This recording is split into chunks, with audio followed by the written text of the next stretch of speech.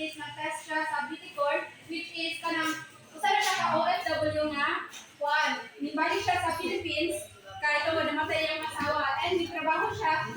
Kasi single parent, nagtrabaho siya. Para mahimong farmer para ma-provide niya ang mga needs sa iyang anak. And then, nisunod siya. So, usa ka OFW is wala ka siya mga knowledge about sa farming. Diyan, tulungan na dyan yung wifi. Best management farming school.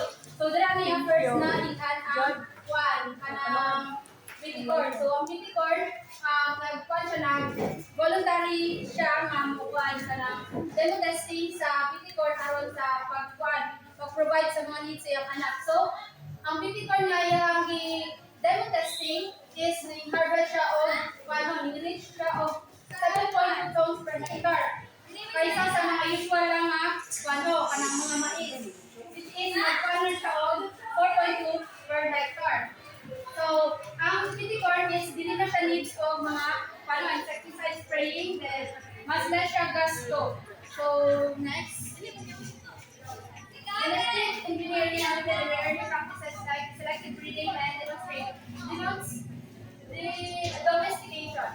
Is the deliberate modifications of an organism seeds. The term was coined in 1951 by Jacob Williamson before the discovery of the double helix structure. Over time, science turns fictions into reality, leading the breakthroughs such as the creations of antibiotic resistant E. coli in 1973, and modern research like genetically modified mosquitoes to combat Zika virus.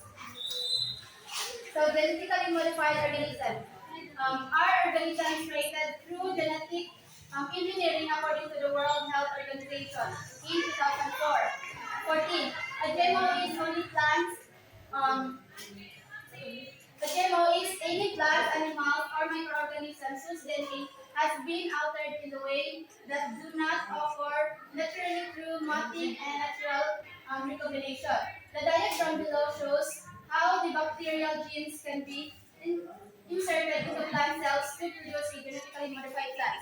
So, kanina picture is pictures is mao ni siya ang mga genetic engineering process sa plant. So, first bacteria, then ang DNA structure and isolation is dira na niya kanang gi-separate or gikuha niya ang mga need di mga genes or sagikan sa bacteria. Then sa cloning and designing, dira na siya nga naka-specific na gusto nga gene nga pwede nimo ipasa sa dira na dito sa plants, which is makuha na siya sa transformation. Then ikuha na po din mo siya sa cell, itusok mo siya sa cell o sa ka-plants. Then ang katong plants nga gitusukan nimo sa specific nimo or sa cloning and designing genes nimo is pwede na nimo siya ay ikuha na siya okay na yung situation sa usa ka plants is pwede na nimo siya i-breed. Muna siya ang plant breeding. Pwede na nimo siya ipadaghanon. So next. So GMOs in food and agricultural industries. The Center of Ecogenetics and Environmental Health 2013 identified the following rules of GMOs in the food and agricultural industries.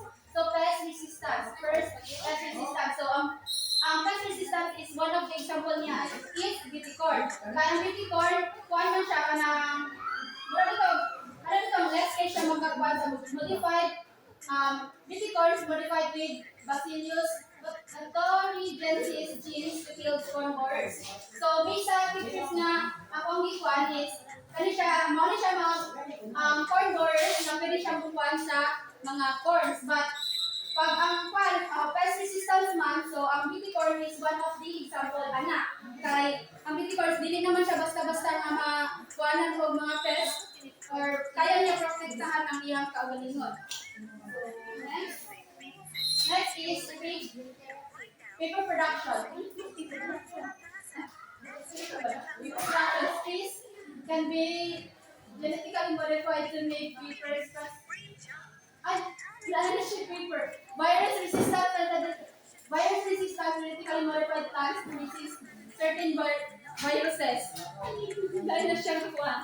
So, yan Roundup Ready soybean survives glyphosate application. So inani yang dagway sa Roundup Ready soybean. So Roundup Ready soybean is kwan siya kanang bitaw.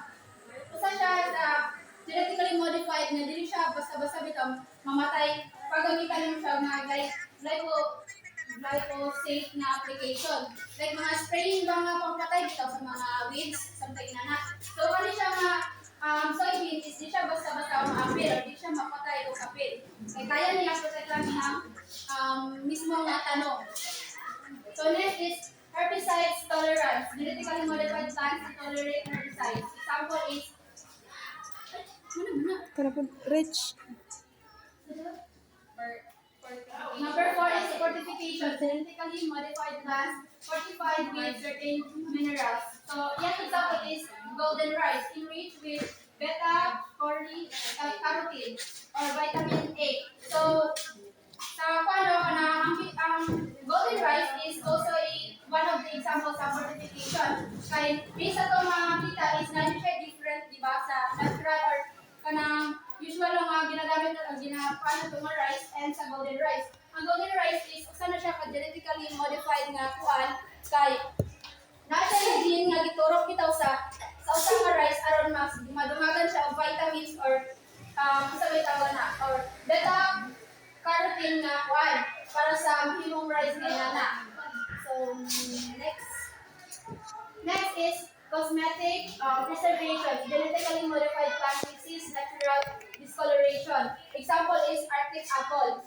Then engineered to resist browning. So makita na to is kanin siyang apple is kuan kanang usual lang nato nga apple nga ginakaon, di ba? Pag once magkaon kag apple is then pasagdan nato is kuan man siya, mo create man siya o kanang brown bitaw like mo turn siya lain nga color kanang magpabulok. So ang kaning Arctic apple is naay siya specific nga gene bitaw nga gitusok aron mas ma-maintain niya ang freshness and kuan bitaw sa usa ka apple. So mao ni siya ang ginatawag nga Arctic apple. Mahimo siyang cosmetics bitaw. Tingnan na.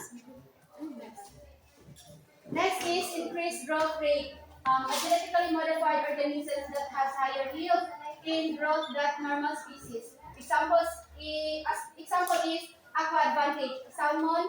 Aqua advantage salmon grows faster than the normal salmon. So based sa pictures din is mo ni siya mga normal kanang salmon bitaw nga kanang usual nga makuha na to sa mga isda. So ang kuan ng aqua advantage salmon is mo ni siya na ginatusok nga gene sa iya and nga mas mukha siya ano bitaw mas dali siya mudako mas fresh ka lang taon sa kesa sa mga usual nga kuan nga salmon nga ato ang like natural and jud. So next is dili so GMO in food crops and microorganisms. Genetically modified organisms, GMOs are also widely used beyond food productions. They improve traits in flowers, trees, medicinal plants, microorganisms, and pharmaceuticals. So first, flower production. GMOs are used to create new flower colors, and extend base life. So ang example ani flower productions is one of blue roses. So ang blue roses is mo na siya ang kanang usa pod ka genetically modified na organisms na ano tawag ginala siya ginaturukan nga specific na so ano tang pa-color bitaw sa ka bulak. Then mo na siya ang kwan. Diba ginayon dali is ma-create siya of new flowers and ma-extend niya yung kwan. Diba ang usually nga makita natin sa bulak is red or white, pink naman kwan. So ang example ng flower productions is blue roses.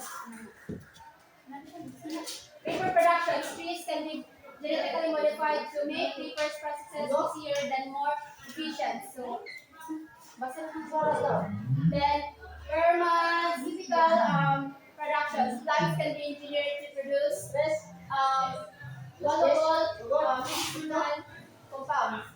Then Then for the benefits of GMOs. Studies how some of the potential benefits of GMOs: higher efficiency in farming with the use of pesticide resistant herbicides tolerant GMO crops. There will be less use for herbicides, pesticides, and lower cost for labor and cultivation. The next is increase